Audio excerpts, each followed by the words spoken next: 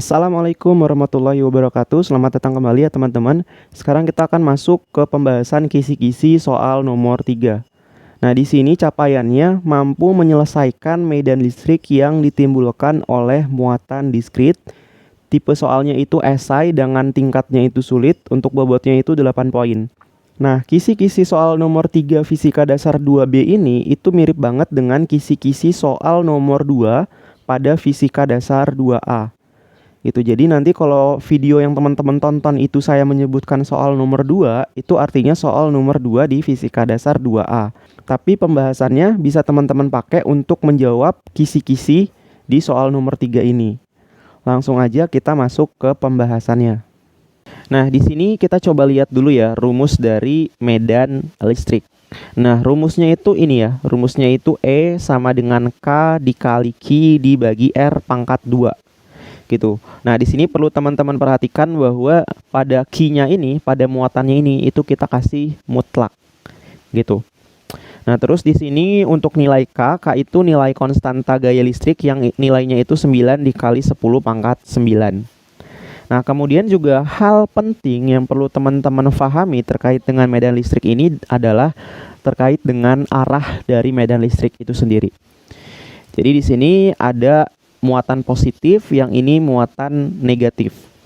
Kalau muatannya itu positif, maka arah dari medan listriknya itu keluar. Gitu ya. Jadi kita lihat di sini itu kan muatannya positif. Nah, panahnya itu keluar dari muatan positif ini. Gitu ya. Jadi arah E-nya itu keluar. Nah, tapi kalau muatannya itu negatif, maka arah medan listriknya itu masuk. Gitu ya. Jadi kalau kita lihat di sini panahnya itu masuk ke dalam muatan negatif. Gitu. Jadi kalau kita gambar ya, ini itu muatan positif, ini itu muatan negatif. Terus kita coba gambar arah dari medan listriknya. Jadi kita gambar kayak gini, ini kita gambar kayak gini, kita gambar kayak gini, kita gambar kayak gini, kayak gini, gitu ya. Nah, di sini tinggal kita buat panahnya ya. Panahnya itu kan keluar dari muatan positif menuju ke muatan negatif. Gitu. Jadi panah E-nya itu kayak gini. Gitu ya. Jadi kalau kita lihat arah E-nya itu keluar dari muatan positif tetapi menuju ke muatan negatif. Gitu, sesuai dengan gambar yang di atas ini. Gitu. Kalau pengen ngelihat gambar yang lebih bagusnya, itu gambarnya itu kayak gini. Ini kita coba hapus dulu ya gambaran kita tadi. Nah, jadi bentuk gambarnya itu kayak gini ya. Jadi muatan positif arahnya itu keluar nih dari muatan positifnya. Tetapi kalau muatan negatif itu arahnya itu masuk ke muatan negatifnya. Kayak gitu. Nah, sekarang kita coba masuk aja ke soalnya kayak gimana. Nah, ini soal nomor 2 tipe yang A. Nanti juga ada soal nomor 2 tipe yang B. Kita coba lihat dulu untuk soal nomor 2 tipe A, mampu menyelesaikan medan listrik yang ditimbulkan oleh muatan diskrit atau muatan titik. Kita coba lihat soalnya ya. Di sini dua muatan titik berjarak 5 cm. Terlihat seperti gambar.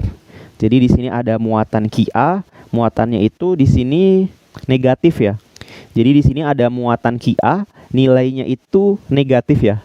Lah, kok ini positif ya? Harusnya negatif ya. Jadi di sini kalau kita gambar ulang ya, ini itu muatan negatif. Oke, ini itu nilainya QA gitu. Kemudian di sini ada muatan QB yang nilainya itu positif ya. Jadi di sini itu positif yaitu muatan QB. Kayak gini. Nah, terus di sini ada titik P. Gitu ya. Di sini ada titik P. Pertanyaannya, besar medan listrik di titik P adalah. Nah, di sini kita coba ditulis dulu ya, diketahuinya itu apa aja. Nah, di sini kita tulis dulu yang diketahui. Yang pertama ada QA. QA ini itu nilainya sama dengan minus 4 pikocoulomb. Kemudian ada muatan QB yang nilainya itu sama dengan 18 pikocoulomb. Kemudian di sini kita lihat ya, jarak antara titik P ke muatan QA jaraknya itu 2 cm. Jadi di sini kita tulis RA itu nilainya sama dengan 2 cm. Nah, kalau RB nilainya berapa nih? RB itu jarak dari titik P ke muatan QB. Nah, ini tuh jaraknya berapa? Ada yang tahu nggak berapa? Nah, tadi kita dikasih tahu ya bahwa jarak antara kedua muatan ini ya dua muatan ini itu berjarak 5 cm. Oke. Jadi jarak antara kedua muatan ini itu jaraknya itu 5 cm. Gitu. Terus kita diketahui nih bahwa jarak dari titik P ke muatan QA jaraknya itu di sini 2 cm. Gitu. Sehingga jarak dari titik P ke titik QB itu sama dengan berapa? Sama dengan 5. Oke, 5 dikurang 2 sama dengan 3.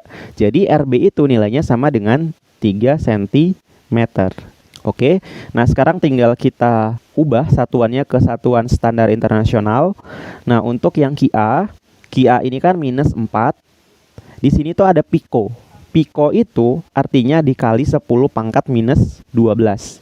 Jadi kita kali 10 pangkat minus 12. Satuannya kolom. Yang QB juga sama, jadinya 18 dikali 10 pangkat minus 12 kolom. Kemudian untuk yang sentimeter ini, itu kita ubah ke meter. Jadinya kita kali dengan 10 pangkat minus 2. Satuannya meter. Yang RB juga sama, menjadi 3 dikali 10 pangkat minus 2, satuannya meter. Oke, selanjutnya yang ditanya itu adalah besar medan listrik di titik P. Jadi yang ditanya itu medan listrik di titik P. Gitu. Oke, coba kita rapihkan dulu gambar yang ini ya. Ini coba saya hapus dulu arah jarak-jaraknya ini ya. Kita hapus dulu kayak gini.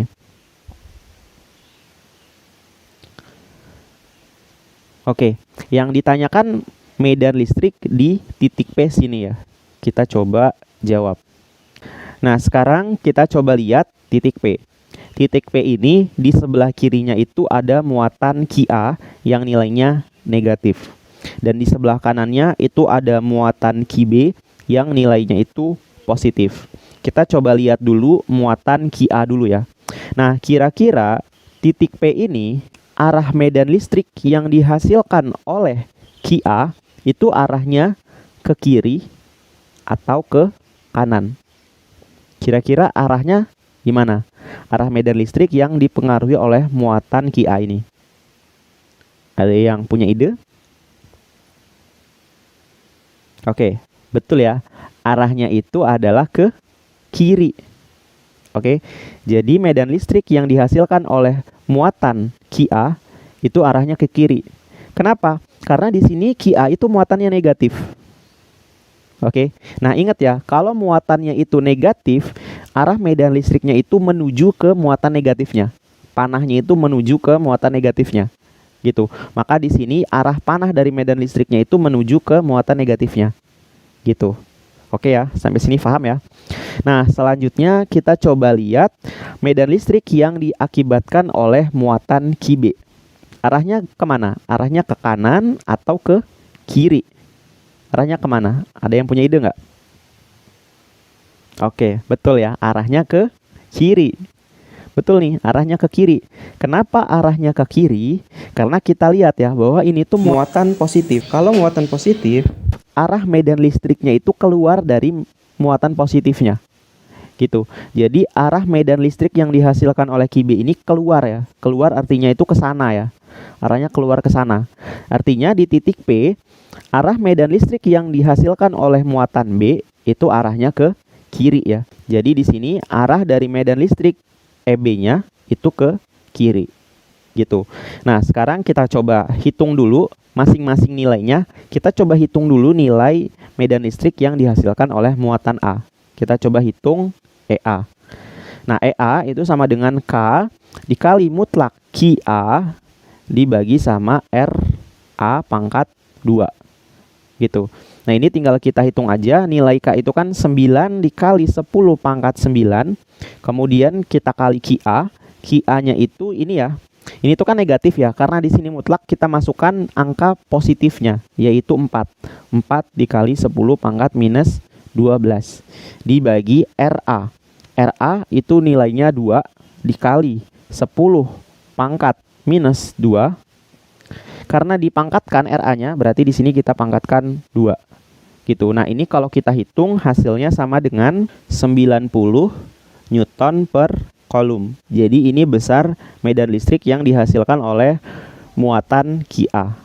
Selanjutnya kita coba hitung medan listrik yang dihasilkan oleh muatan QB. Jadi kita hitung EB. Jadi EB itu sama dengan K dikali mutlak QB dibagi RB pangkat 2. Kita masukkan ya, nilai K-nya itu kan 9 dikali 10 pangkat 9. Kemudian dikali QB. QB itu nilainya ini 18 dikali 10 pangkat minus 12 dibagi sama RB. RB itu nilainya ini ya, 3 dikali 10 pangkat minus 2 dipangkatkan 2 karena RB-nya dipangkatkan 2 gitu. Nah, ini tinggal kita hitung aja. Kalau kita hitung hasilnya itu sama dengan 180 Newton per kolom gitu. Jadi ini besar EB-nya gitu ya. Nah, sehingga medan listrik di titik P, karena ini itu arahnya searah, maka medan listrik di titik P itu sama dengan, tinggal kita jumlah EA ditambah sama EB gitu ya. Karena medan listriknya searah ya, antara EA sama EB itu searah, maka tinggal kita jumlah. Tapi kalau nanti itu berlawanan arah, maka nanti dikurang ya gitu. Tinggal kita masukkan aja, EA-nya itu kan 90, EB-nya itu 180. Nah, ini kalau kita jumlah hasilnya sama dengan 270, satuannya Newton per kolom. Jadi ini besar medan listrik di titik P-nya. Kayak gitu. Mungkin itu aja pembahasan kita di soal nomor 2 tipe A. Kalau teman-teman punya pertanyaan, bisa teman-teman tanyakan aja di kolom komentar. Saya tutup videonya. Wassalamualaikum warahmatullahi wabarakatuh.